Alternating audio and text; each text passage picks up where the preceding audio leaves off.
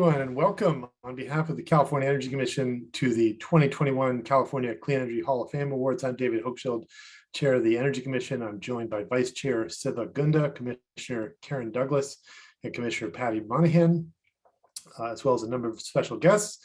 Each of us will be presenting awards to the 6 winners inducted into this year's Clean Energy Hall of Fame today.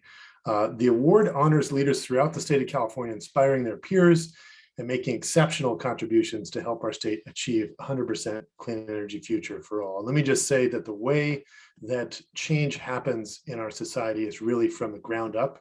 It's local leaders showing the way forward, being bold, and that moves its way up to our state and then to the rest of the country and the world. We know and we've seen that's how progress is getting made on combating the climate crisis. California truly is a postcard from the future, where our actions are showing the country and the world the pathway forward in solving the climate crisis and saving our planet.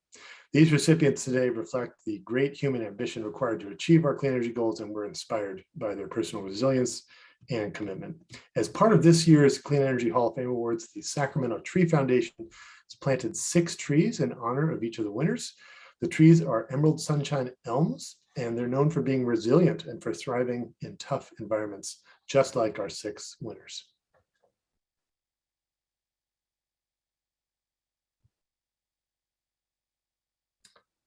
So the trees were planted in the park that you see here at Mirasol Village, a mixed income affordable housing development in Sacramento, funded with cap and trade dollars through California's Transformative Climate Communities program. Volunteers, including families and youth who will live at Mirasol Village, participated in the tree planting that happened in October. We thank the Sacramento Tree Foundation for enabling us to have a living memorial of our winners. Each winner is also receiving a plaque made with wood logs that were diverted from landfills to the Sacramento Tree Foundation's Urban Wood Rescue Program. By using wood, the Sacramento Tree Foundation reduces waste, provides green materials for wood products, and sequesters carbon. In fact, the program has captured over 6,700 metric tons of carbon. So we salute the Sacramento Tree Foundation for contributing to a clean energy future. And I also want to emphasize to the winners that next year, when we prevail over this pandemic, we will invite you all in person to visit your trees. And now let's turn to our first special guest, the Honorable Chairman Joseph L. James of the Yurok tribe. Thank you. Aikui Neknau Joseph James, Chairman of the Yurok tribe. First of all, I want to say thank you. It's a privilege and honor here to be on the panel here to discuss the awards here today. But again, as I wanted to say thank you. The energy, alternative energy, climate change impacts us greatly here at the Yurok tribe. I have a strong passion for alternative energy.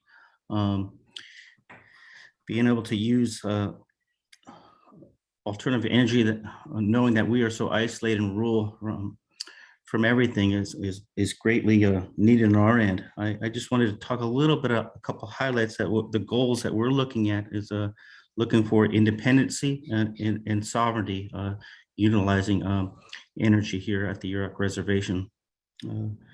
Goals and interests for us at the Yurok tribe include independency, infrastructure, owned and operated and maintained by the Yurok tribe. Those are few of our goals that we have here at the Yurok tribe. Again, we're working hard on our end here to improve the climate, working as good stewards of the land since the beginning of time. This discussion that we're talking about today with the awards fits well with us as Yurok people and as also indigenous people. I also want to take a moment today. I wanted to highlight one of the tribe's partners that will be honored at this prestigious event, Dr. Peter Lehman, the founder and director of World Renewed Schatz and Energy Research Center, will be receiving a much-deserved Lifetime Achievement Award. Congratulations, Peter. This award is an acknowledgement of the Schwartz Energy Research Center's many invaluable contributions to the local and global community. The tribe is working with the Energy Research Center on a renewable, wide, clean energy plan, which will level the playing field when it comes to the economic development, public safety, and education, and so much more. We look forward to partnering and continue to work here that will greatly impact the people on and off of the Yurok Reservation. With that, I want to say thank you. Walk loud. Thank you so much, Chairman James. And I was honored, along with Commissioner Douglas, to be able to visit with you and your tribal colleagues up in the North Country there in August. And I just want to say what an inspiration your whole tribe is, the restoration you're doing to the land, to the water, and to energy sovereignty, which is where we're working together on building out more tribal microgrids around the state. You're a bright light, and we look forward to many more years of your success in building that out. Before I introduce our special guest, Senator Kevin DeLeon, I'd like to acknowledge this year's selection committee. Some of them have joined us here today. Please wave if you're there. We're indebted to their hard work, and they invested a lot of time in reviewing well over 100 nominations before selecting these set of winners we're going to be honoring today. So let me just thank Christina Snyder from the Governor's Tribal Program, Joe Savior, Director of the Department of Rehabilitation, Luam Tesfaye from the Public Utilities Commission, Shreyas Jakhtar from the California Workforce Development Board, Sarah Rubin from the Department of Conservation, Danny Kennedy from New Energy Nexus, Stephanie Chen from Marine Clean Energy and a member of the Disadvantaged Communities Advisory Group, Eddie Price from Grid Alternatives, who won a Clean Energy Champion Award last year. And last but not least, Kaushik Toda, who won the Youth Game Changer Award last year, is now interning at the Energy Commission in the Clean Transportation Program. Thank you all, Selection Committee. We are so grateful for your work and dedication. So let's turn now to someone who's been an inspiration for me since I met him, and that is Los Angeles City Councilmember Kevin DeLeon. It's hard for me to say council member because I got to know him as senator. He was the pro tem of the California State Senate and has been a thought leader and a bold visionary in this space since he got to the legislature. And really, it started, with SB 350, and then moving on to SB 100. And after SB 100 got done, it's now spread to 18 states, and President Biden has adopted the 100% goal as the goal for the country. But I often have found traveling around the country and the world, people look at California, hey, you're doing all this exciting stuff as if it's easy. It's hard. It's hard. Each of these big bills was a beast to get over the finish line, and it doesn't happen without tenacity. And so I just want to thank you, Senator, for your incredible dedication and service in leading the way on climate change. And also to say happy birthday. I understand it's your birthday too. So with that, a warm welcome to you, and look forward to your comments. Thank you so very much, David. It's an honor to be here with you, my good friend, and so many great folks who are participating and taking part in this incredible event. And I want to thank also to the Yurok Tribal Chairman, Joe James, for participating, for inspiring all of us with your leadership and with your commitment. So I'm very proud to join and celebrate the winners of the Clean Energy Hall of Fame Awards. And today, we recognize some of the most outstanding leaders on the forefront of climate change. And celebrating these leaders on the front lines is especially important as all of us face the escalating threats to our state and our health like never before in the form of wildfires, drought, as well as extreme heat. And this has been an ongoing battle where we've made tremendous progress. But we need to learn, we need to lean in, I should say, even more to avert the increasing environmental disasters around us. And California is well known for its environmental leadership, and I'm proud to have played a role in that leadership. But the fact is, none of this is possible without activism, both at the local as well as the state level. And when we faced off with the oil industry, who spent $25 million in an effort to defeat Senate Bill 350, it was a struggle. But we successfully doubled the state's energy efficiency standards for California's buildings, and perhaps even more importantly, for the first time, opened the door for public-private utilities to get into the transportation business. A little known provision in SB 350 at the time instructed the PUC to direct utilities to begin expanding to EV charging throughout the state. That was the first important step to create the necessary infrastructure to create to power electric vehicles. And working alongside community activists, we enacted Senate Bill 535, which created the Enviro Screen and required revenues generated through our cap and trade program to be invested in communities disproportionately impacted by climate change. And with Prop 39, I work with my good friend Tom Steyer, and many of you to close an egregious corporate tax loophole for out-of-state multinational corporation, and invested billions of dollars in helping our local schools and community colleges through their energy load, reducing it through improved HVAC systems and double window pane window fenestration, double pane windows. And perhaps one of my most proudest achievements as Senate President Pro Tem of your Senate was working with all of you to secure SB 100 that laid the groundwork for change in California by making 100% of California's retail sales of electricity clean, zero carbon, renewable energy by 2045. We're gonna get there much sooner. And on the council, we recently announced plans to go 100% clean energy, a full decade before 2045 state deadline. But to be clear, those legislative wins are only one part of this puzzle in addressing our fight against climate change and clean air. The toughest work lies in what each one of you brings to the table. And change starts right here at the local level, on the shoulders of leaders like today's winners, who are doing transformative work in their communities that reverberates throughout California and the rest of the nation. Now, this year's cohort represents the variety of ways Californians from every region of the state are stepping up to revolutionize the state's clean energy future.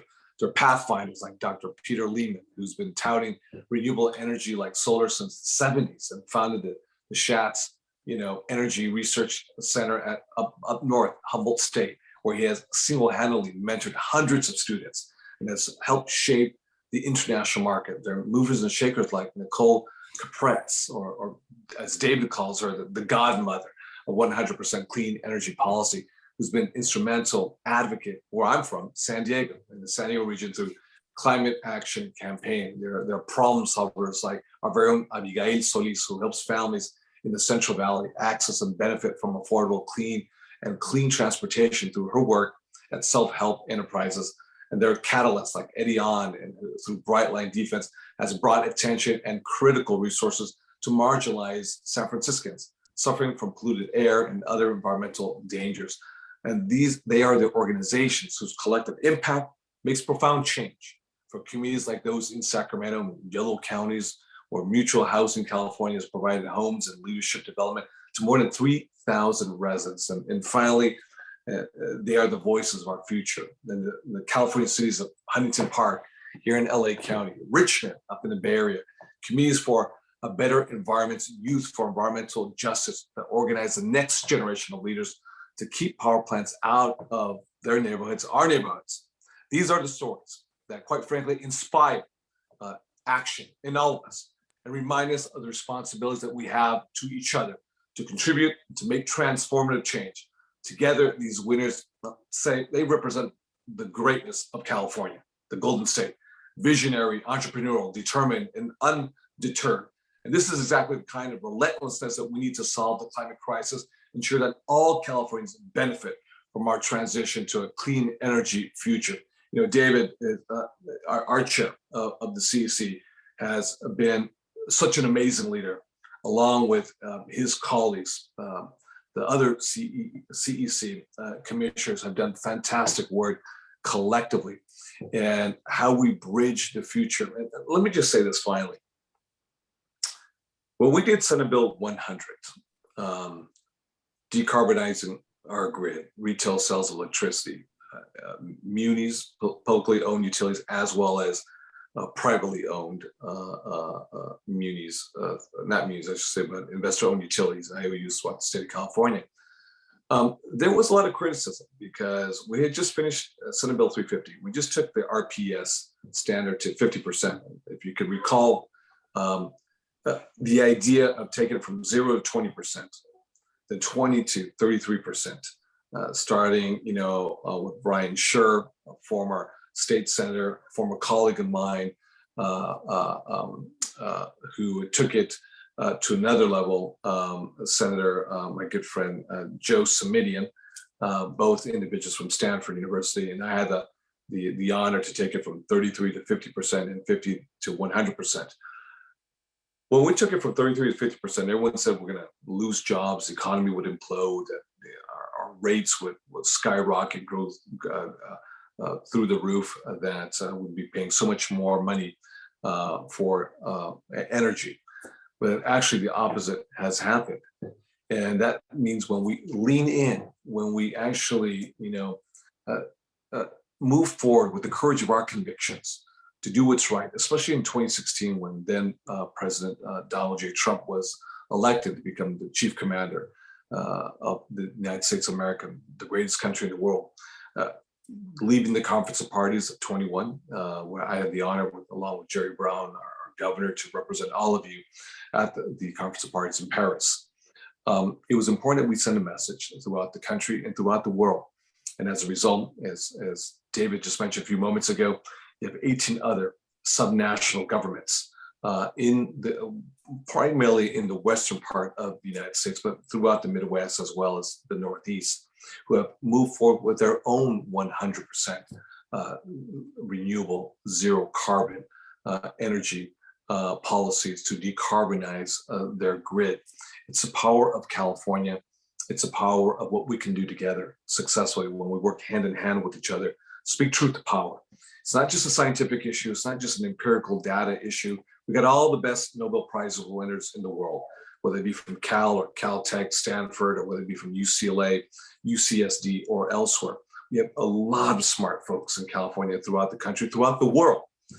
But this is, speaking truth to power and moving forward with the policies, with the courage of your convictions, to, as David just mentioned a few moments ago, leaning in hard and getting that goal across the finish line. And we did it together with each and every one of you, because it wasn't just about California, the fifth largest economy on planet Earth, fifth largest GDP. It was about the rest of the country and the rest of the world, for other nation states as well as subnational governments who come to Sacramento, increasingly in LA and San Francisco, to learn more about the innovative technologies and learn about the policies and what they can do collectively as a subnational or as a nation state government. It starts right here. And whoever thought that me having the honor to represent all of you as your president of your California State Senate, that this idea of actually moving it from 33 to 50, 50 to 100 actually started, in a conversation at a Mexican restaurant in Bow Heights. Wasn't at Stanford, it wasn't at Palo Alto, wasn't in Sausalito or Marin or San Rafael or somewhere else. It was actually in Bow Heights, in Southern California, in Los Angeles to be specific. But that's the power of great things. When we think big, when we think about big, bold ideas, turning them, these ideas into real action that are tangible and real, that by any objective measurement improves the human condition for all individuals, regardless of who you are and where you come from, regardless of the color of your skin or which God you pray to or who you love, and yes, your legal status. Every human being deserves to breathe clean air into their lungs. Every human being deserves to have access to the latest and the greatest and most innovative and greenest technologies that will make our lives much easier. And that's how we democratize the benefits of our climate change policies as well as regulations. So it can improve the human condition, for all individuals, and we can be that model, that light, that shining light, that beacon of hope and opportunity, in an uncertain world. So David, I thank you for the opportunity for sharing just a few words with this incredible audience, with our incredible winners. It's an honor to be here with you. And I hope you have a wonderful, wonderful Friday, rest of the conference weekend. And thank you very much, for recognizing my birthday today. I really appreciate it. Well, happy birthday, old man. We appreciate you so much. And let me just say, thank you for those inspiring words and for honoring our winners. The main thing I want to say to you, Councilman, is you have displayed courage, because in some ways it's easier to talk about 100% clean energy and fight for that now. But at the time you were leading, that was dismissed by a lot of people as mythology, and you have helped make it a reality. And you've been just an incredible partner in this work with so many folks around the state. So thank you. Keep leading. And we're so grateful to you. And I'm reminded of that old saying, where there's great effort, there's great light. And I really feel that with so many of the leaders we have, and the winners, and you yourself, and Chairman James, and everyone else on with us today. So thank you for that. With that, let's turn now to our Lifetime Achievement Award. We have a short video to show about Dr. Lehman.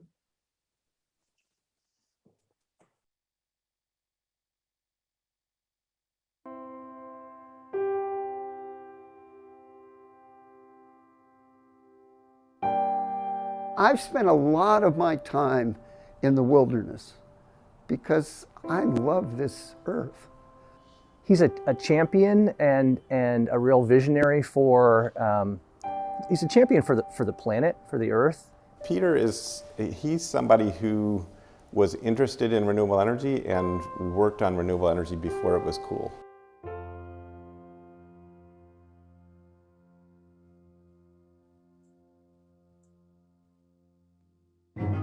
He's a legend, actually, on campus. He's a hero. I love being a pioneer. I like going first. I like developing new things. And when I came to Humboldt State University in 1979, I started the Energy Resource Program in the Environmental Resources Engineering Department. I grew up in a small town in southern New Jersey on a farm. My parents were both immigrants. They're Holocaust survivors. My mom from Hungary and my dad from Germany. What I learned on the farm is the value of hard work. And what I learned from my dad was never accept work which isn't excellent.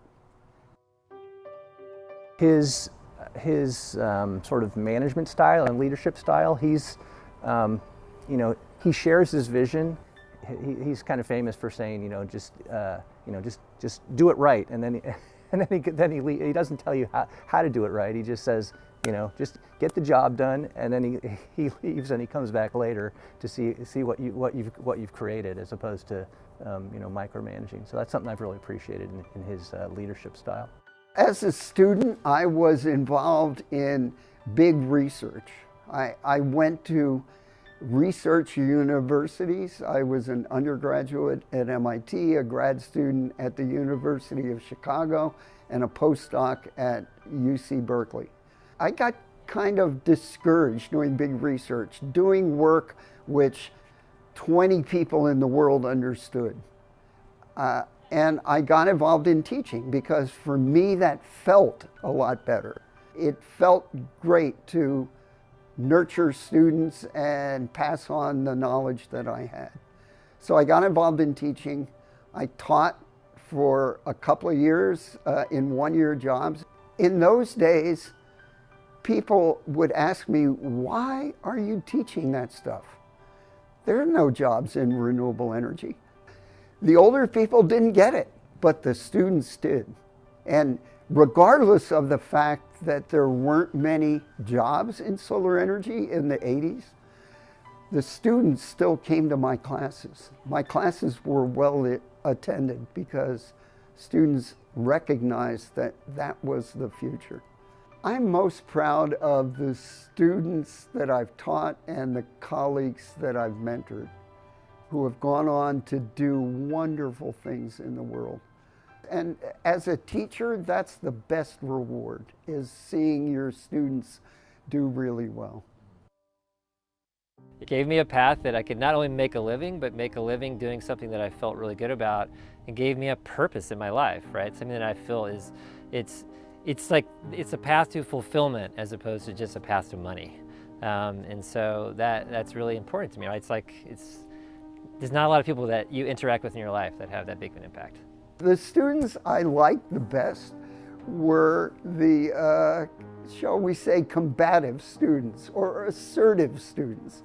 And Jack certainly was an assertive student. He and I locked horns quite a bit. I really have been proud of how he has made a significant mark on the solar world. He has really contributed to the fact that solar energy is so widespread in America and in the world.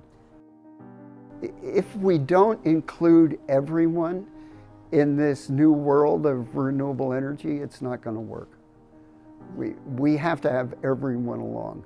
And there are the trendsetters, the early adopters of technology, and they're very important. But if we don't bring society as a whole along with our vision, it's not going to work. He's not doing it for fancy people who live on hills, right? He's doing it for Native American tribes. He's doing it to try to help rural people. I never imagined that what started as a small project with myself and my colleague Charles Chamberlain and 3 undergraduate students would evolve to what we have now, professionals and students who are working locally, nationally, internationally to develop new energy policy, new energy technology. It is amazing.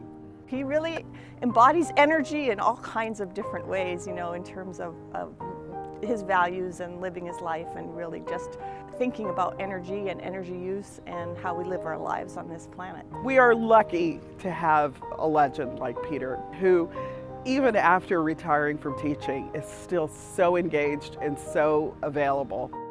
I just can't believe that we as a society can't do everything we can to protect and nurture the earth.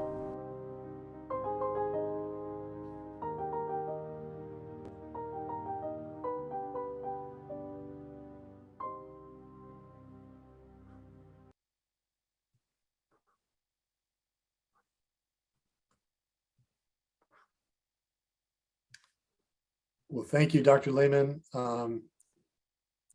What an honor. Lindsay, can you turn on my video? There we go. Well, thank you so much, Dr. Lehman. What an honor it is to hear your story and to present this award to you today. All of us coming in know that we stand on the shoulders of giants for folks like you who've been leading the way in the early days of renewables, and we're indebted forever for your incredible dedication and work and accomplishments in moving the whole field in California.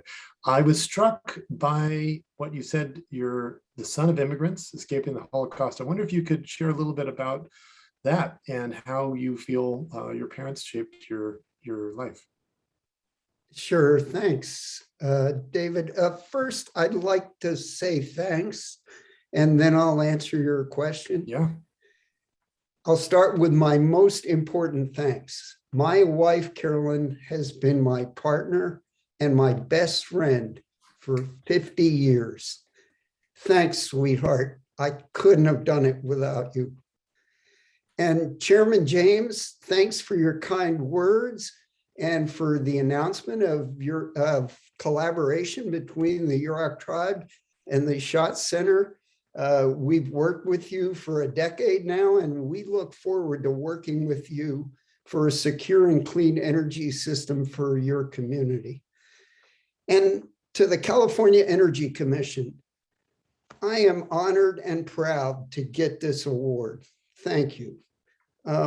And thanks for partnering with the Schatz Center on many energy projects over the years. And I want to do a shout out to the 2 men who made this video. Thanks, Tuan and Tom. You guys are awesome. And finally, to my colleagues at the Schatz Center, I'll mention 2 special colleagues. Charles Chamberlain has been with me from the beginning, and Arnie Jacobson was our grad student, and then he returned and is now the director of the center. And over the years, I have been blessed to work with many smart, passionate people who really care about our planet. Thanks, all of you. This is really a team award. So now your question. Yes, my parents were immigrants, and they love this country. This country saved their lives and gave them an opportunity to start over and make a life, and they did. And you know, from one of my earliest memories, we were poor when I was a kid. And then my father's business did really well. My mom went to high school. My dad quit school in 9th grade to support his family. And one of the first things I remember is them showing me money they were putting away for my college fund. They said, "You're going to college." And they really believed in education, and it's been my career. Oh, thank you for sharing more about that. You said in your interview there that it's not going to work if we don't bring everyone along, and you have worked especially closely with tribes. I wonder if you could share a little bit about your work and the partnership and the opportunity with tribes. Yeah, we have worked. We have a lot of Native American tribes here in Northern California, and we've worked especially with the Yurok tribe and the Blue Lake Rancheria, putting in a couple of microgrids there. But it's not only the tribes. We have to bring all the people in California and in the world together in this crusade. I think that the state is doing a good job. I've noticed recently that the funds that the state gives out for various projects are often focused on underserved and poor communities. And I applaud that. We have to keep doing it. Wonderful. Your work has obviously impacted the state and the nation and the world, as well as shaping many lives of younger folks, students you've influenced and so on. What are you most proud of personally? Well, just like I said in my video, I am most proud of the students and the colleagues I've mentored who have done so well, who have gone out in the world, had really interesting careers, and worked for the betterment of society. It's, as I said, it's the best reward a teacher can have. And that's what I'm most proud of. All right, wonderful. And last question, if you could have one wish granted, what would it be? Are you going to come through on this? We'll try. We will try. I'd say my wish is for a zero carbon and zero waste California.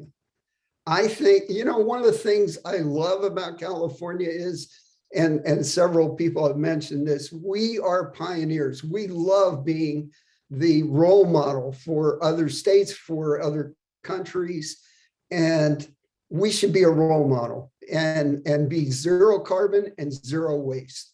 That's my wish. Well, thank you so much for inspiring us with your incredible work and your incredible story. Normally, this would be the time where we would stand up and give you a standing ovation, but we're virtual. So if I could just ask everybody to hit that little clapping hands applause button, and we are giving you a virtual standing ovation. Thank you so much, and congratulations on your award. Thank you, David. All right. With that, let's move now to our first Clean Energy Champion Award, Abigail Solis.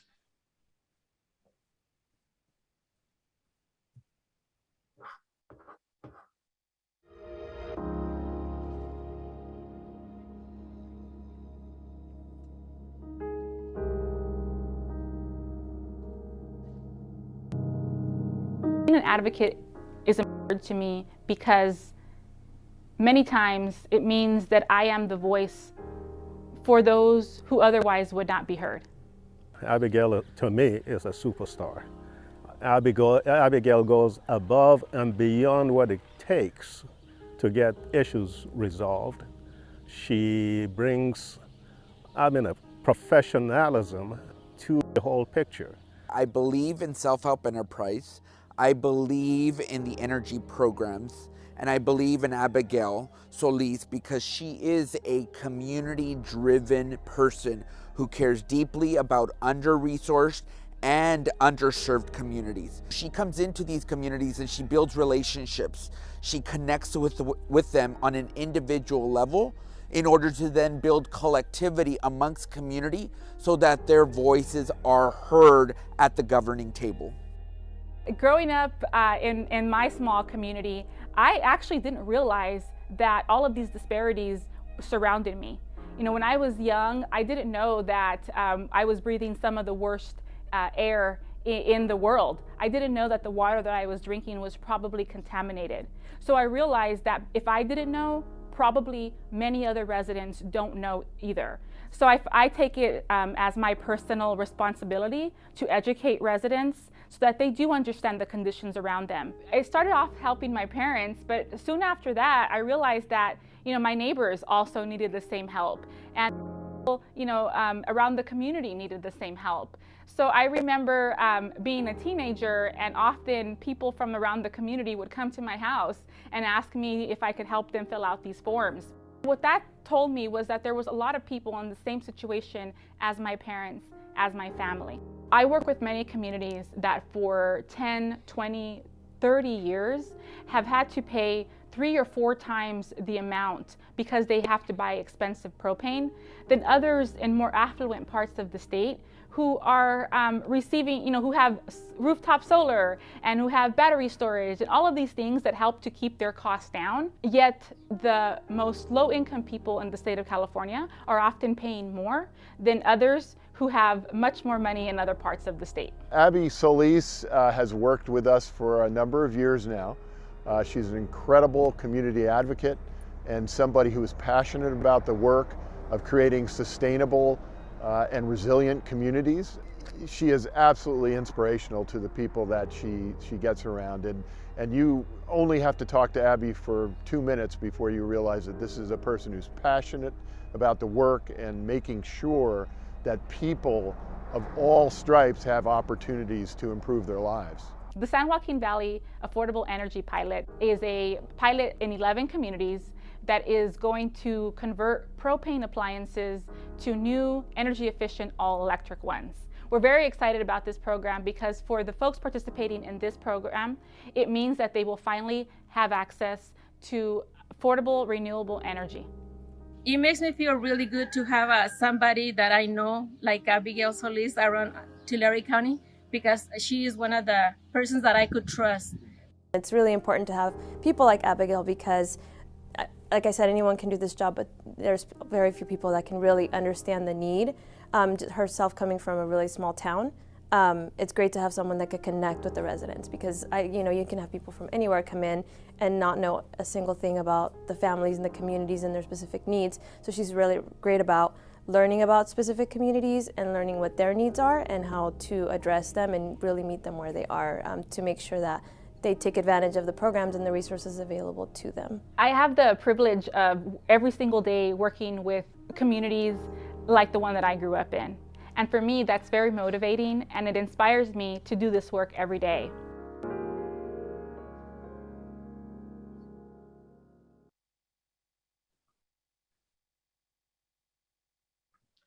Congratulations, Abigail. Can you turn on your video? There you are. Hi. Well, so I know Abigail, but for the sake of folks on Zoom, I'm Patty Monahan, and I'm the lead commissioner for clean transportation at the Energy Commission. Abigail, I'm very honored to present you with the Clean Energy Champion Award. Do you have the plaque and you could show it to all of us? Here it is. Very cool. Well, congratulations. So this is the time when I get to ask you some questions. Abigail, as you know, I'm a huge fan of electric vehicles. In fact, some people would say I'm slightly obsessed with electric vehicles. And a little birdie, AKA Noemi Gallardo, told me that you have been working, teaching elders in the Central Valley how to drive electric vehicles, which sounds so cool. And I would just love to hear more about what your experience in that. Yeah, well, first of all, Commissioner, thank you so much for this recognition. I appreciate this opportunity and I'm honored to be here among this incredible group of leaders. So yes, this is true. In the rural communities in the Central Valley, there is almost zero access to electric vehicle chargers. So very few residents own electric vehicles. Self-help enterprises, along with our partners at Mobility Development, launched a cool program called MioCar, the Central Valley's only and first electric vehicle car sharing service, where residents and people from the community can rent an electric vehicle at a low hourly rate. Well, very early on, we began to see that people were interested in participating, but had no experience and didn't know how to drive EVs or use the chargers. Many times those people were elders. So what we did is we started to provide what I call mini lessons. We would give people the opportunity to come and test drive an EV. We'd show them how to connect and unplug the electric vehicle charger. We would give them rides and demonstrate and show them that, hey, driving an electric vehicle is just like driving a regular car. And you know, Commissioner, this firsthand experience and this taking the time to provide this education gave residents the opportunity to feel comfortable to ask questions. And after this, residents signed up to use our EVs and are using them every day today. That's a great story. I also loved in the video how you talked about your parents and their role in your life. I wonder, what would your parents say they're most proud of in terms of your accomplishments?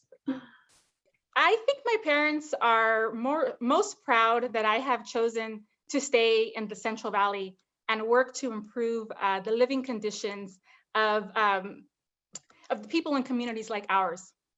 And you know, I think what I'm most proud of is that 5 years ago when I started to do this work, it seemed like there was very little awareness about the lack of access to affordable renewable energy in vulnerable communities in the Central Valley and across the state. And we began, you know, to highlight energy needs. And because of self-help enterprises and various other CBO partners, you know, now the unique circumstances in the Central Valley have been highlighted. And, you know, we began to identify the barriers that keep residents from participating in energy programs. We started to work on various energy pilot projects in disadvantaged communities, like the SJV DAC pilot projects, where we are helping residents who are using propane gas or wood burning appliances. We're bringing them to the front of the line and helping them to get new energy efficient electric ones. You know, this information that we're gaining in these pilots will be used to hopefully expand these projects and help other vulnerable communities across the state. That's wonderful. I'll ask you this question too. If there was one wish the Energy Commission or the state of California could grant self-help enterprises, what would it be? If I could have one wish granted by the state of California, it would be a commitment to prioritize vulnerable communities in California in our clean energy transition, and to use CBOs like self-help enterprises who are trusted by community, have established relationships to get this done. You know, CBOs are most familiar with the real on-the-ground issues and conditions and can really help in this effort. We cannot reach our clean energy goals without including our vulnerable communities, and we cannot continue with the status quo. Our vulnerable communities have had to bear the burden of air pollution, high energy costs, and lack of resources for too long. And I'm hopeful that if the state puts vulnerable communities first, older retired people like my parents who are on a fixed income can see a day where they don't have to worry so much about opening that monthly energy bill, where people who can't afford the price of gas can easily access, you know, an electric vehicle in their own community. And I look forward to the day when our kids in the Central Valley can breathe clean air and less of us will suffer from asthma and other respiratory illnesses. I do believe that we can do this, and I am committed and promise to keep working on this until it's done. Well, Abigail, you're an inspiration to all of us. Thanks for all you do. And again, congratulations. Thank you. So now for our next clean energy champion.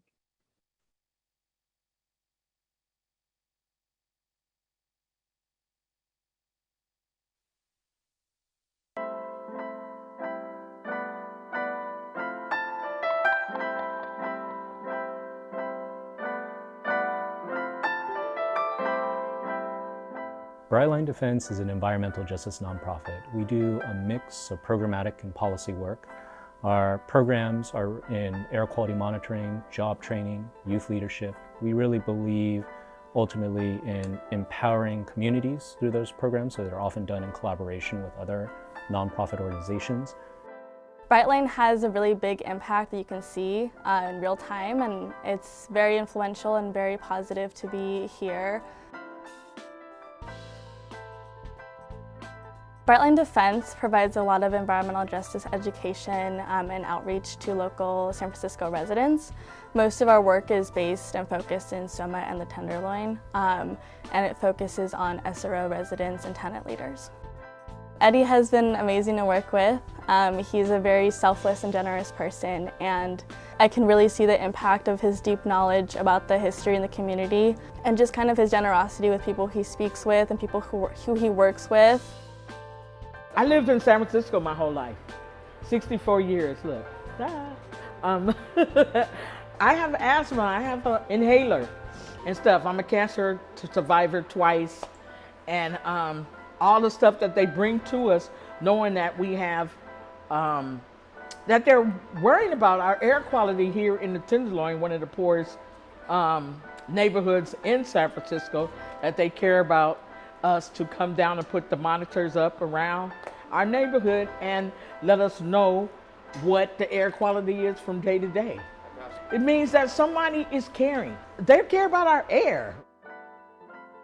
The large inspiration for a lot of my work is my grandfather, who himself came up in a very tough time. Through the tragedy of the Korean War, most of his family had died, and part of his struggles in business later on in life, and the stories that were told to me about him, that oral history really informed what I do now.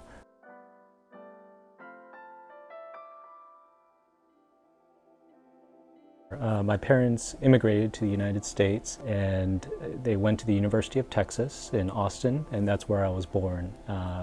Grew up there for a few years, and then my parents moved north, and then they ended up doing small businesses there, liquor stores. My parents operated liquor stores for about 20 plus years, and then I would work there up until college.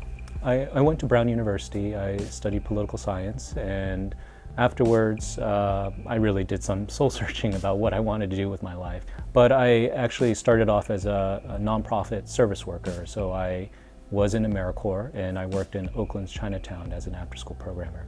I taught art, public speaking workshops. My parents were disappointed at the time. They immediately asked me how much money I made, and of course it was not a lot. I then decided to go to Hastings for law school. So I enrolled in UC Hastings College of the Law. Still taught actually as an after-school programmer for the first 2 years of law school, but carried on as if I was going to become, a well-paid lawyer. I think that was the theory back then. And then I fell into this work at Brightline, working through a Hastings-funded grant. For our job training program alone, we serve about 300 to 400 transitional age youth per year. Our air quality monitoring program is really done in collaboration with a much larger community organizing base. So through that alone, we're working with typically 10 youth leaders representing 10 different high school students, who then goes on to reach 500 households and businesses a year. Dr. Espinola Jackson was a longtime community leader out of Bayview Hunters Point that has really inspired me personally and our organization's work as well. So Dr. Espinola Jackson was very much the ferocious community voice who really held it down for decades in Bayview Hunters Point, made sure that environmental injustices were addressed, whether it ranged from the Potrero Hill Power Plant and its operation in the southeast sector of San Francisco, making sure that power plant was shut down, was due to her efforts. Brightline continues to try to carry on that work in the way that Dr. Jackson would have wanted. Dr. Jackson always had a great saying, which was, hoping to inspire people to pick up the sword and carry on the struggle when she wouldn't be around. And I hope we can honor that legacy by continuing to do what we are doing today. The hope is, whether Brightline is around or not, that we actually leave something behind that can sustain itself.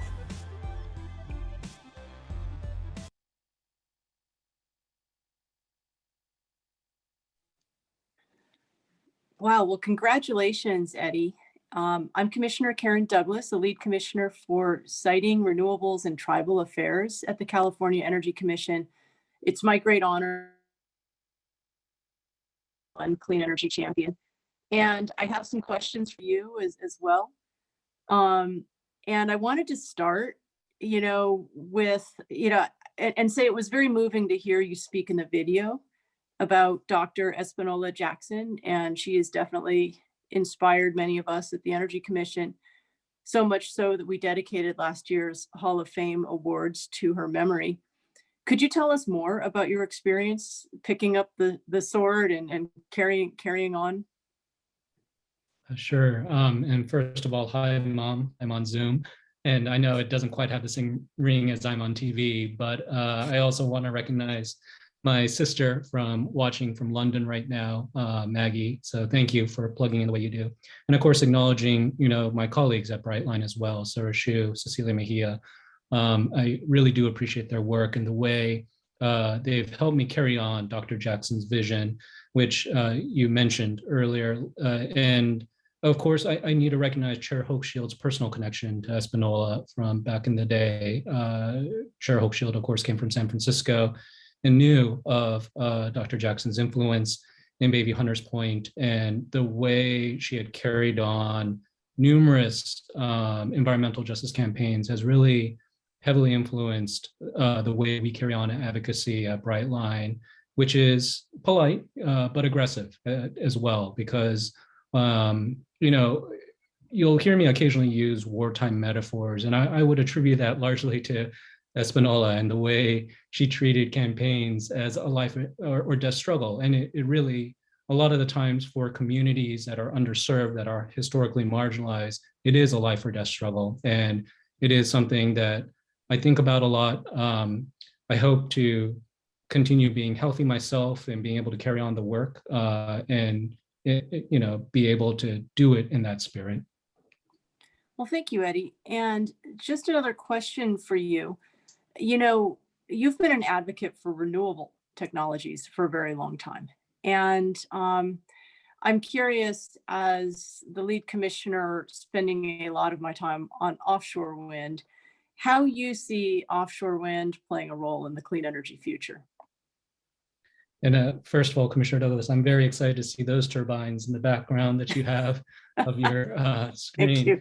But I do see offshore wind as one of the key technologies that can really build out California's clean energy future on multiple levels.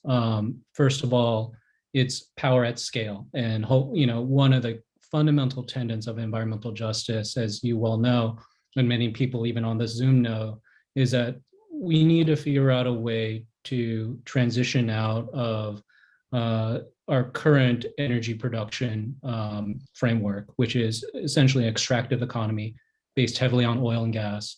And we need to be able to produce energy at scale that can hopefully ensure energy reliability and clean energy at the same time. So there's that piece.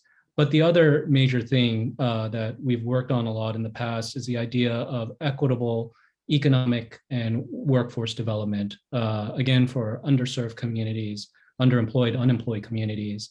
And so the idea of offshore wind being able to create good paying jobs in the local communities that they're serving, by partnerships, for instance, with the unionized building trades, for instance, to create ideally in the long term a manufacturing industry, a blue collar manufacturing industry for California, should be part of our future, our vision of a resilient economy. And I'm really excited about California's capacity for offshore wind, and I look forward to working with you and the commission in the future to try to get this done. Thank you, Eddie, and I very much look forward to working with you on this as well. And I just have one more question for you. You may have partially answered it. If there's one wish the Energy Commission or the state of California could grant Brightline Defense, what would it be? What would you like to see? So of course, offshore wind, trying to push that vision forward. There's a clean energy wish, and maybe I'll even focus on a policy wonks wish, something very equity oriented, which I think is important overall for the state of California to focus on. which is improving our even definition of disadvantaged communities. You might know of CalEnviroscreen, which is essentially a mapping tool that exists. And in fact, for instance, the Tenderloin in the earlier video is heavily featured, but not mapped currently in its entirety by CalEnviroscreen. So just being able to hold a high level vision, but also being able to drill down to the policy detail and improve something like that environmental justice mapping tool is something that Brightline's always been able to do. So if there's a wish, I would hope that tool, that definition can improve to include the communities that need it most. All right. Well, hey, thank you very much. We're very proud of your work and grateful, Eddie, for all that you do. Please keep wielding that sword of justice. And again, congratulations. And now for the next clean energy champion.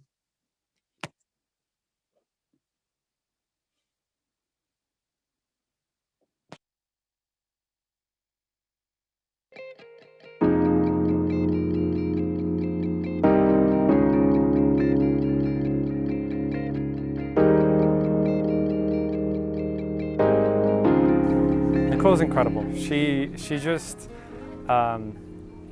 is a beacon of light in the climate crisis that we are currently experiencing. It's the purpose I have in life. It's my mission in life. I really don't know of anything else I'd rather do. I believe this is the biggest story in human history. It's an existential crisis, and what else would I want to do? Climate Action Campaign is an organization that has one simple mission, which is to stop the climate crisis, and we do that by passing bold climate policies. And we have 5 areas of focus, so 100% clean energy, bikeable, walkable neighborhoods, all electric homes, world-class transit, and shade trees. We are really proud that we passed the City of San Diego's landmark climate action plan that had this 100% clean electricity by 2035. And then we immediately went to other cities in the San Diego region and made them pass similar 100% clean electricity climate plans. And then we won the creation of community choice energy programs. We have 3 now that we have successfully created from the ground up, from policy to actually live public agencies. But these are public agencies that are committed to accelerating local clean electricity on the grid.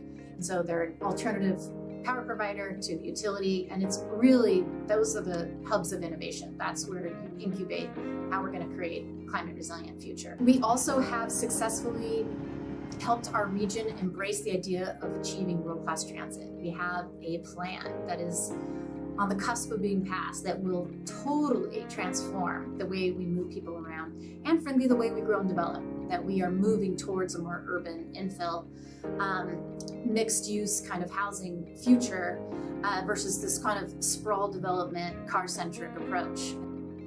We are going to be building commuter rail. We're going to be having a Grand Central Station. We are going to be connected to high-speed rail. So it's really about, transforming our streets so that people can bike safely, walk safely, and take public transportation. So they're not dependent on the car. And I think that's going to be one of our crown achievements. We also have been, scaling and replicating these solutions. We expanded into Orange County. And so right now you have the city of Irvine, which is kind of the hub of Orange County.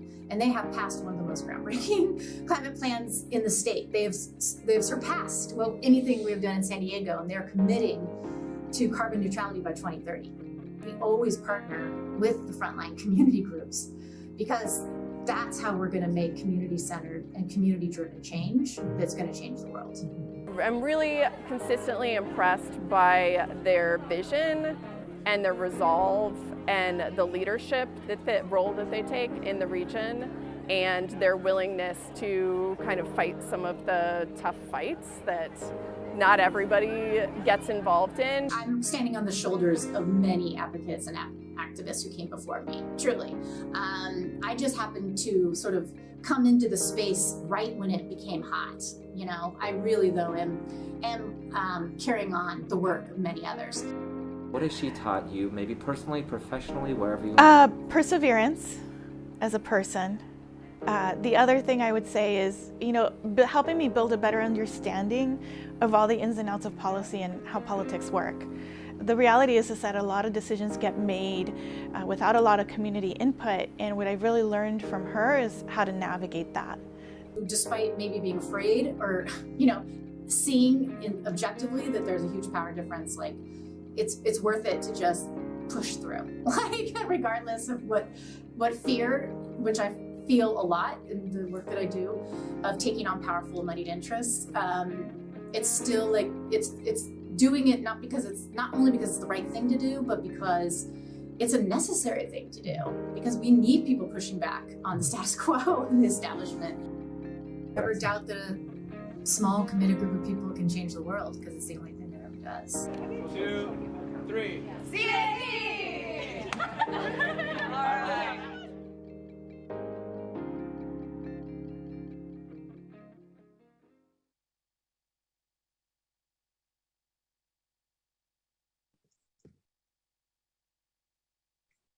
Congratulations, Nicole. I'm Siva Gunda, the lead commissioner for reliability, energy assessments, and equity at the Energy Commission, and I'm so honored to present the Clean Energy Champion Award to you. Do you have the plaque with you so you can show your fans in San Diego and beyond? That's wonderful. Thank you so much. I do have a few questions for you, and I would want to start with your amazing nickname that both Chair Hochschild calls you with, and then also the council member mentioned today. You're called the godmother of 100% clean energy policies because of the domino effect you really pushed through just the state and the entire country that you started in San Diego.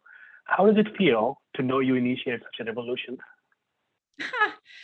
I definitely do not consider myself the godmother of anything as ambitious and grand as Chair Hochschild said. Obviously, I appreciate it, and I want to first thank the chair, because Chair Hochschild and I actually go back about 20 years, and he's one of the sources of my inspiration when he was working in San Francisco and really pioneering this idea of solar as kind of the new frontier in energy. And it was during the energy crisis, and he had come down to San Diego with Adam Browning, another kind of leader in this space, and convinced me that I needed to be the pioneer of change for clean electricity. And so it's just a really beautiful full circle moment that I'm here today with the chair. And I don't think either of us thought we would be in these particular positions. And I also want to for sure just congratulate everybody else who is winning these awards: Abigail, Eddie, Dr. Lehman, Mutual Housing, CBE. Wow, I'm just in the company of greatness, and I'm loving these videos. These are amazing to learn more about my peers in California. So how do I feel? Really, I just feel honored to be part of a larger movement. I mean, like I said in the video, I truly, I don't know. I don't really consider that I created anything original. It was really just a culmination of understanding where we needed to go, not only as a local region, but as a state, obviously as a world. And I really just had this opportunity when I was working in the mayor's office of San Diego to really go big and go bold and just push the envelope. And that's probably the only thing I would take credit for, is just being willing to push people outside their comfort zone. And so the fact that it passed and it became this domino effect was honestly something I can't say I thought would, it wasn't a big grand scale plan, but the fact that it happened is fantastic. And it did certainly inspire the organization that I was able to found a couple of years later, Climate Action Campaign. And just exciting to see that there's so many people now who have embraced this idea that, yeah, we have to completely zero out our carbon emissions, and that's just one facet of this issue. You have accomplished so much through the Climate Action Campaign. The video does a beautiful job capturing some of that. What's next on your agenda? Yeah, well, I think everybody, all the awardees would agree. Goals are great. Implementation is better. And when you're dealing with politics and politicians and just, the realities of many different competing priorities, sometimes, there's great press conferences and, some authentic commitments, but then the folks get distracted and, other priorities emerge. And so I think really what we're focused on is watchdogging these cities and the regions and the counties. And obviously the state has made these commitments that, yeah, actually have to follow through. And now you need to invest to make sure we can actually make these goals a reality. And so, yeah, I think if there's anything we're going to continue to implement, and then, continue to export, scale, and replicate, because we need, like everybody has already pointed out, California is a beacon and is really showing the world what's possible. But now we need, in my opinion, to like take what we've learned and show other states and other communities like how they can do the same thing. We have 6 awardees. We need, 600 just in the Western United States alone, who are just doing the same kind of work, from the ground up. And so, yeah, that's kind of what we're going to be focused on. How can we scale and replicate our success? Amazing. It kind of segues into that question of the work you do can be incredibly tough and requires major commitment. What advice and pearls of wisdom would you give to those following in your footsteps?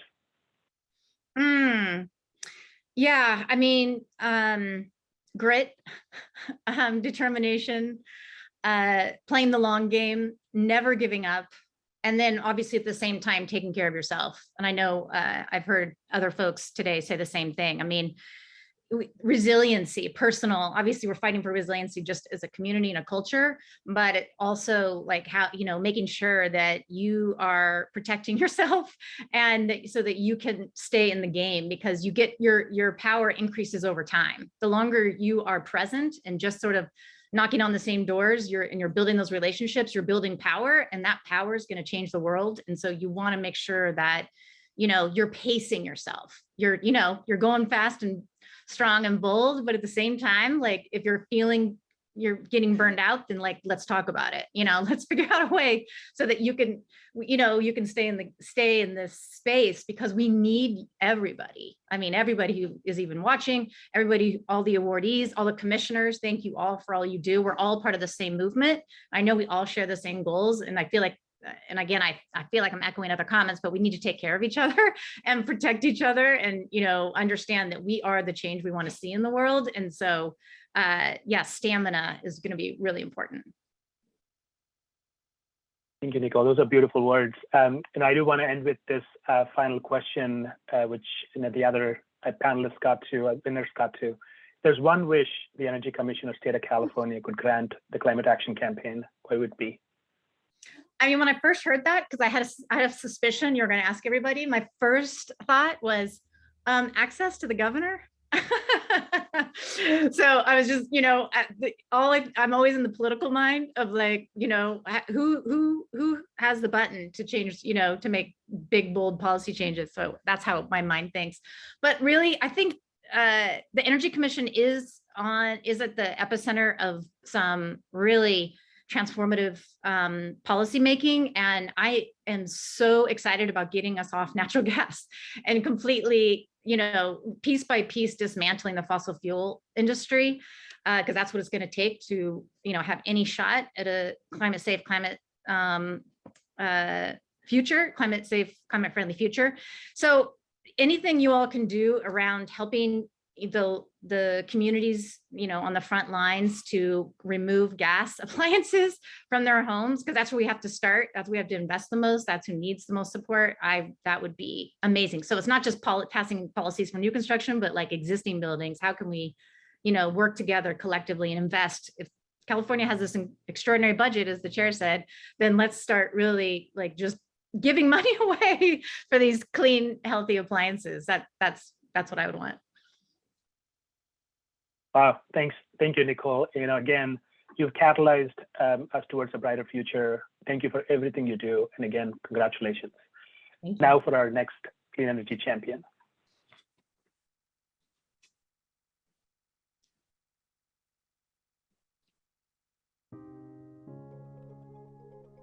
Spring Lake es un lugar muy bien sagrado aquí para nosotros, que estamos aquí disfrutando muy a gusto los días que nos quedan de vida. Aquí estamos pues disfrutando de todo lo bueno que hay aquí.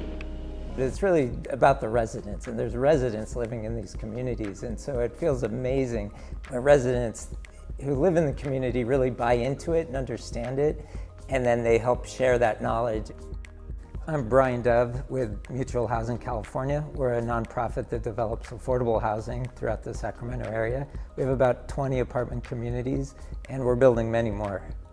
One of the things that makes Mutual Housing California unique from other nonprofit affordable housing developers is our resident services programs. So we really listen to the residents and provide services for what matters most to them.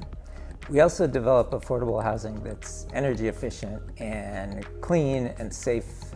Many of our communities are energy efficient, and like this one we're sitting in today, Mutual Housing at Spring Lake is a zero net energy community with high indoor air quality standards and the possibility for residents to pay little or no bills because of the solar panels that offset their bills and the energy efficiency features of the building.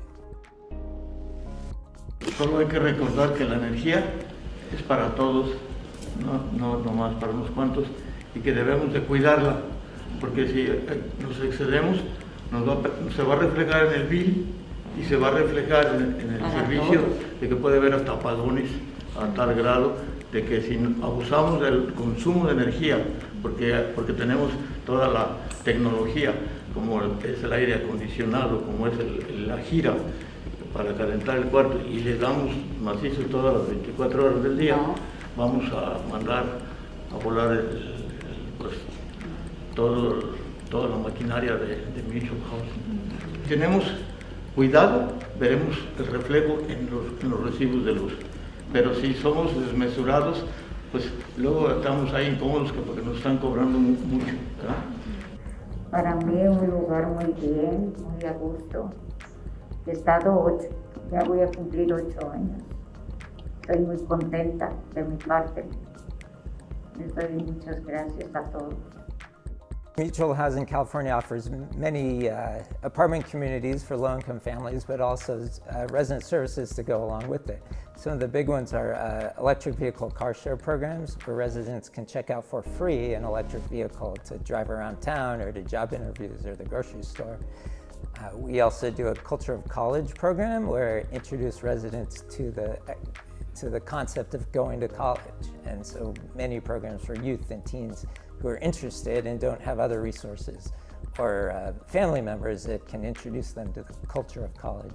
I think one of the great thing about this program is just finding those leaders in the community that maybe they're passionate about environmental awareness, and then through their engagement with this program, that they're able to find other passions in different programs, or as well as being a leader in their community. Other programs are sustainability education. We educate residents on the sustainability features of our communities, how to read their electric bills, how to read their solar panel true-up statements. Other programs, we do computer literacy, financial literacy. Mutual Housing also offers a credit reporting program where residents who are paying their rent on time can get that positive score reported to the credit agencies. We also do many after-school programs, so youth can come home to their communities, and we offer programming for homework help, computer literacy, and so on at their community. To date, Mutual Housing has developed over 1,200 apartment homes serving over 3,500 residents. And we have many more under construction.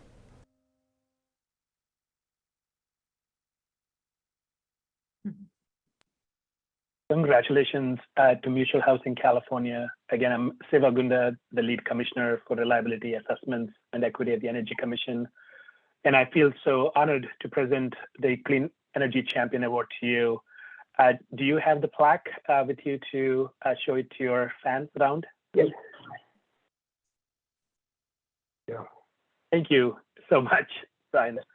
So I have some questions for you and Chia. First, Brian and Chia, thank you for joining and accepting the award on behalf of Mutual Housing California. Please tell us a little bit more about yourself. Brian, maybe we can start with you. What would you how did you get to the housing, Mutual Housing, and what was your journey? Sure. First, I'd like to thank you, Vice Chair Gunda, and the Energy Commission for this tremendous award. We're also excited about the trees that were planted in our honor. So she and I are privileged to be accepting this award on behalf of our board of directors and 80 staff members, including our maintenance technicians, resident services team, accountants, property managers, operations team, and our development team. We're also grateful for recognizing us for the small part we're doing to tackle the challenge of California's housing crisis and the climate crisis. So, and thank you for the Energy Commission for all the support over the years and in the future. So how did I get here? Yeah, I didn't set out to be in affordable housing, and I didn't set out to be in sustainability. But once I joined Mutual Housing, you know, I've just been along for the ride, and it's an incredible organization that really focuses on the residents and the climate and creating housing for low-income households throughout California.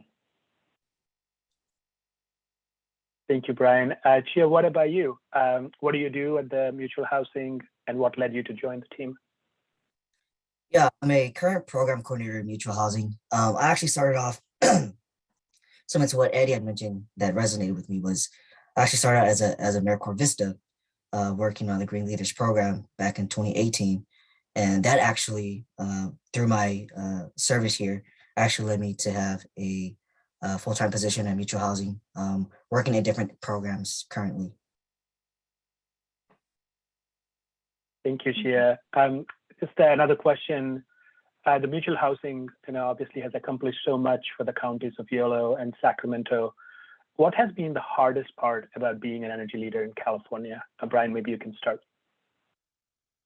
Sure, it's this mindset change. We're trying new programs, doing things differently than in the past.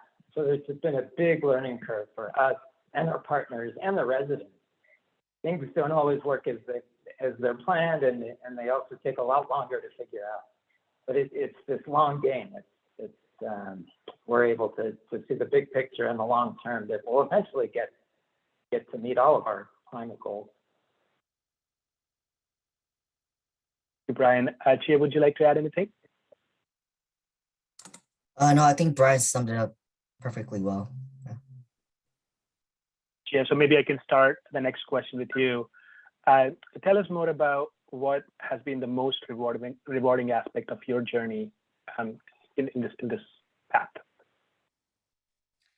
I believe the most rewarding aspect towards clean energy is seeing the engagement of the residents and just the excitement about the features of their housing communities, and also seeing residents become ambassadors to the neighbors around energy efficiency, climate change, and more. I think through a couple of our programs, we've been able to see some resident leaders rise up and not only feel connected to their impact, but also trying to get their own communities and resident members involved as well.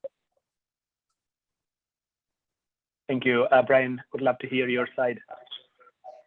Yeah, it's the same. It's just seeing the residents really take to this energy efficiency and climate change, and they're much better teachers and ambassadors than we would be as the owner or the landlord of the property. So they're really running with the playground we've given them. Wow. So we'll end with the same question for you as well. If there is one wish the Energy Commission or state of California could grant Mutual Housing, what it would be? Sure. So complementary energy policy.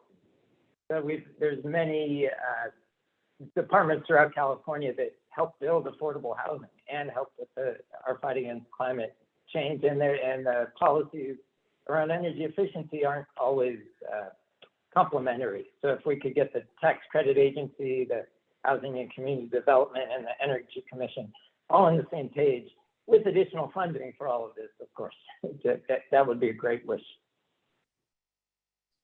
Thank you, Brian. Chia, I just want to give you an opportunity. Second wish for your team.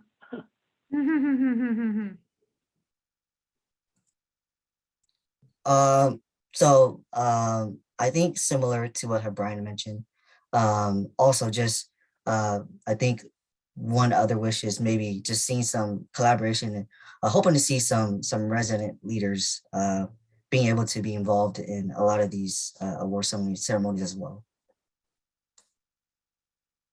Wonderful. Brian and Chia, thank you again for doing the incredible work and making the tremendous impact for local families. Thank you for everything you do. And again, congratulations. Now for the Youth Game Changer Award.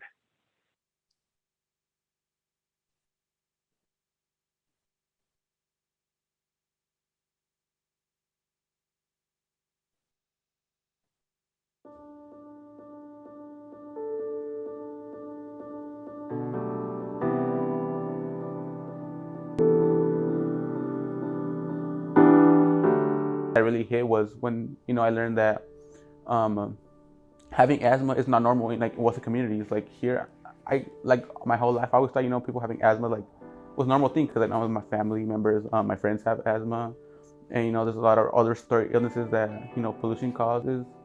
I breathe this air all the time, and I don't even know the pollutants in it. My grandma was dealing with asthma all the time. She would be coughing and stuff.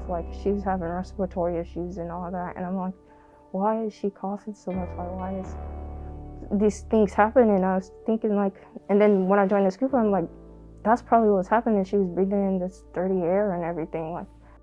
So we're Communities for a Better Environment, and our mission is to empower and educate low-income communities of color that are burdened by pollution and industrial pollution. Our youth program got started in the 90s in Southern California and expanded to Richmond and now recently East Oakland. It's also a campaign in and of itself. Our organization works in 4 communities across California. Some of our work includes community outreach, but we're a nonprofit that operates under a triad model. So we have one triad, which is organizing. We lead under a transformative organizing model.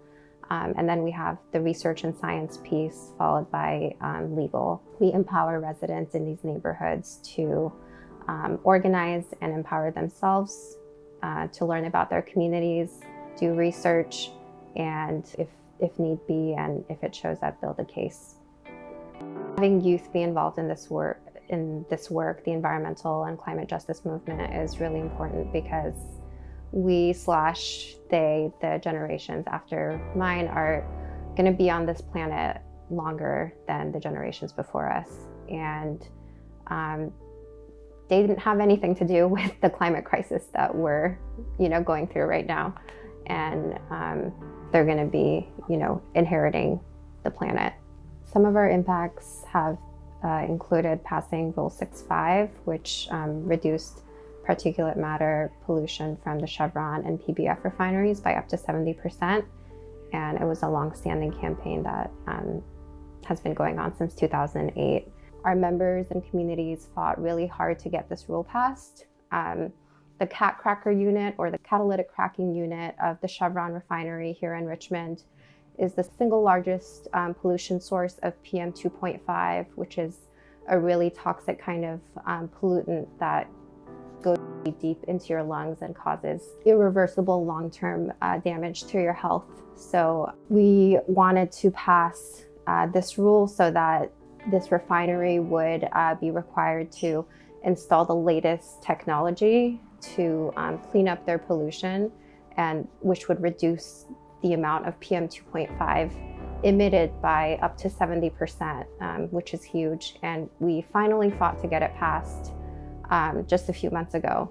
Another one of our impacts has been working with young people, and a lot of these young people have gone on to Cal and UC Davis and a lot of other amazing universities to study, environmental science, environmental studies, sociology, with the aim of going back and bettering their own communities, which I hope was inspired by the work that we do, because sometimes people just kind of want to go out and do their own thing, but the fact that these young people are inspired and are driven to make a change and educate themselves and go back and do that for their community is really heartwarming.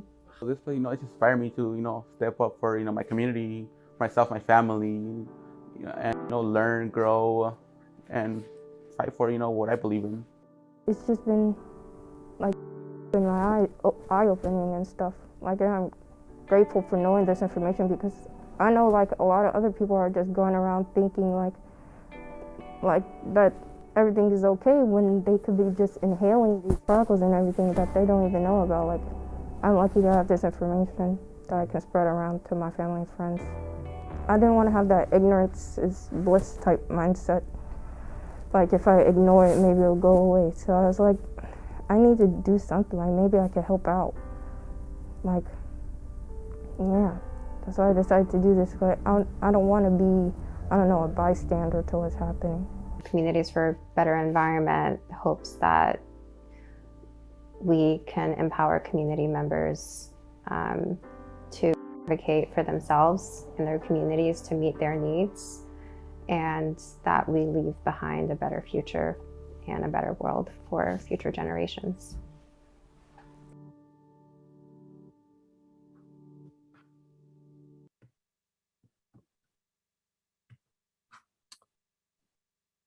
Well, thank you and congratulations. What an inspirational video and an incredible dedication. And I'm honored to present this Youth Game Changer Award for Youth for Environmental Justice. So do you have the plaque with you there that you can show us?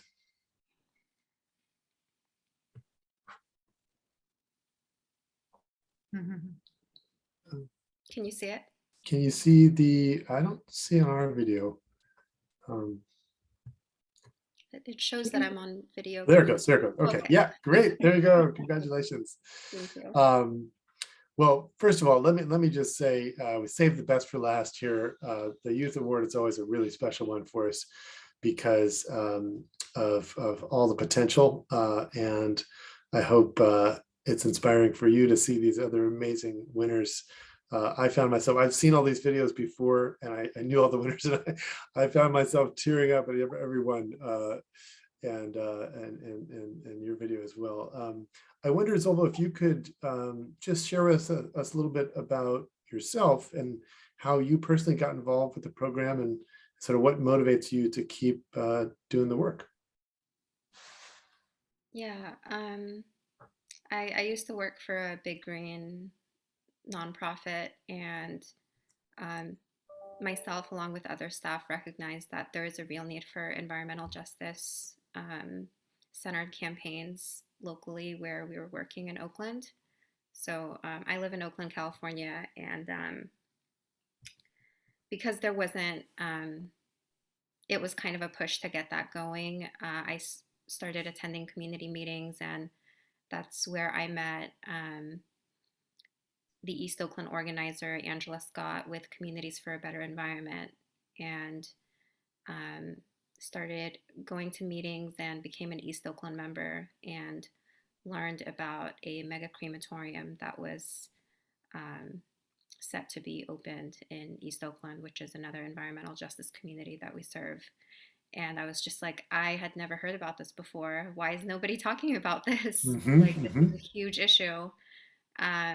And unfortunately, the mega crematorium did get the permit and they're in operation now. It's the largest crematorium on the West Coast. But that really inspired me to, get involved with these issues. And the Richmond youth organizer position opened up, and, thankfully I was able to get it. Well, that's tremendous. Thank you so much for leaning into this work. Can you give us some sense of how many youth have been a part of the programs that you're working on? We have youth programs in the 4 communities that we serve. So it's hard for me to say like across all of the youth programs, but for the Richmond community that I organize, it's, a group of like 5 to 10 folks. Okay. Great. And I understand you're calling the program Youth Edge, correct? Yes. And it started in Huntington Park. It's now expanded to Richmond. And is it true Oakland's the next area that you're looking to engage in? Yeah, we recently started engaging in East Oakland, and next year our East Oakland youth organizer, who's part-time, is going to be transitioning to full-time. So that's really exciting. Got it. Well, you know, in your work, you're taking on a lot of very well-funded, big interests, and it is sort of a David and Goliath dynamic sometimes. How does it feel to be in those fights and to win when you've been able to win? Honestly, the Rule 6.5 win was really huge. And when you're up against like these corporate interests who have millions and billions of dollars, who pay their employees and require their employees to spread lies and scare them and spread misinformation so that they don't have to, you know, be accountable or spend their money to make environmental justice communities cleaner. It's just a lot. I don't really have the words, and so if we didn't get that win, then we would have had to fight for the weaker rule, for not the best technology, and that, like, we would have still fought for it had we not won, because that's better than nothing, but it would have still been super discouraging, you know. Right. Well, congratulations. You're obviously making a huge impact, and thank you and your colleagues for all the amazing work. And we're so honored to be able to present this award to you today. And let me thank all the other amazing award winners from today. As a sort of tribute to all of you, we have a very special person on staff at the Energy Commission, Carousel Gore, who is going to honor us with a song. So take it away, Carousel. Thank you.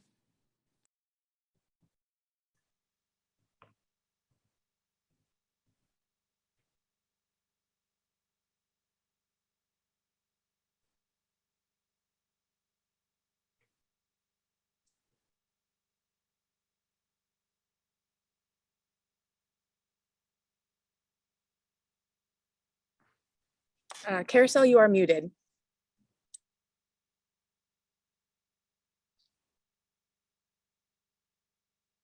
Okay, can you hear me now? Yes, we can hear you, give me just Carousel. one second. Take it away. Sorry. Yep.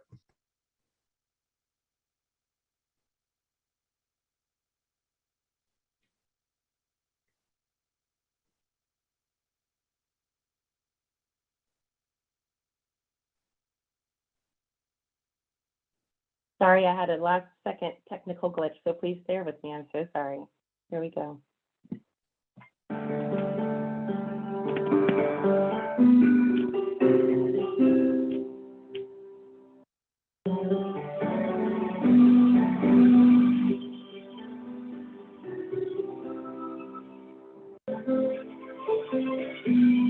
Months have been cold there in my shadow.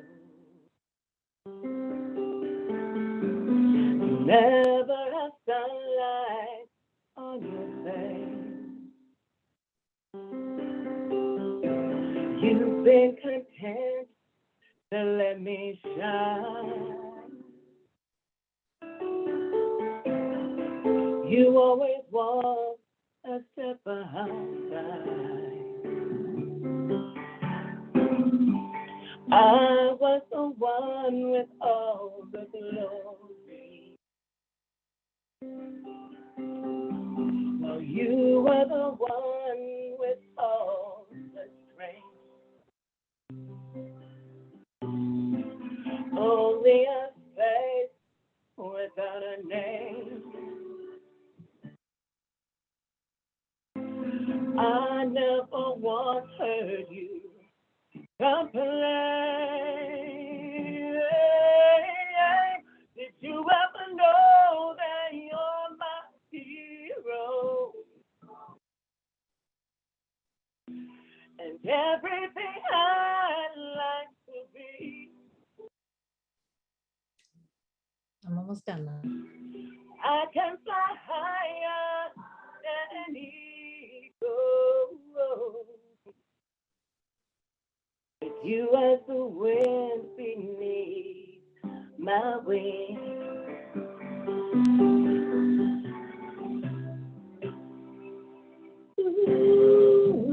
It might have appeared to go unnoticed.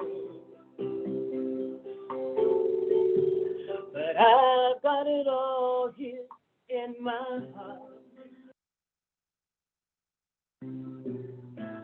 I want you to know I know the truth. Oh yeah, yeah. I would be nothing without you. Oh, did you ever know that you're my hero? And everything I like to be. Oh, I can fly higher, higher than the eagle. You as the wind beneath my wings. Oh, well, you are the wind beneath my wings.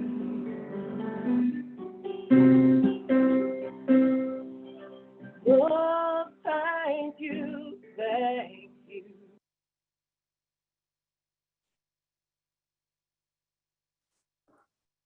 Thank you. Wow, give it up for Carousel. Amazing. What a way to end. That was The Wind Beneath My Wings. Thank you so much, Carousel. Thank you to all the winners. We're so proud to celebrate you, to lift you up. And thank you for inspiring us. I also want to thank all of the staff who worked on this to make today possible. Noemi Gallardo, Lindsay Buckley, Tom and Tuan who did the videos, and everyone else who helped contribute on this list. Thank you so much, and have a great weekend, everybody. Thanks for joining us.